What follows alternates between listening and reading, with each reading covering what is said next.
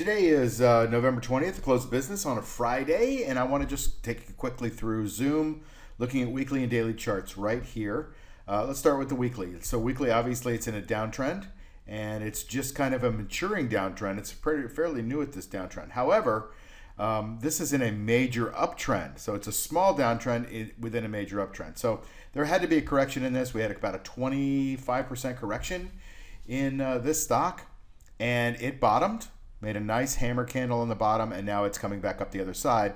And when you look at that hammer candle, you can see that's back in range of where you want to be buying. It's in that buy range. So it's making a nice candle and looks like it wants to be bought. Now, let's analyze the daily. So if we look at the daily, you can see that it's about to flip on the parabolic, and we're right at that inflection point there on that moving average where things are going to go positive.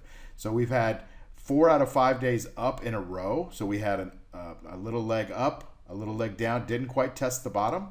And then from there, it's gone up, and it's gone back to this high, very close to this high right here from the gap down. So here's what it wants to do. It wants, gaps get filled. So it wants to go fill this gap. And then it also wants to run up to its, up to this top, the bottom of the top of this gap. And so it wants to run up to about the 484 level. I would say you're probably looking safely at 480. And so, we might have a couple of little days here, but you're generally going to get 3 or 4 or 5 days in a row of up, maybe a correction day. Depends on what the market's going to do, but there was a lot of energy behind this, as you can see from the volume today.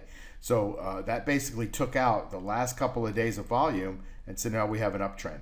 And so this looks pretty good. You might be able to sneak in there and get a good trade, so good luck on that.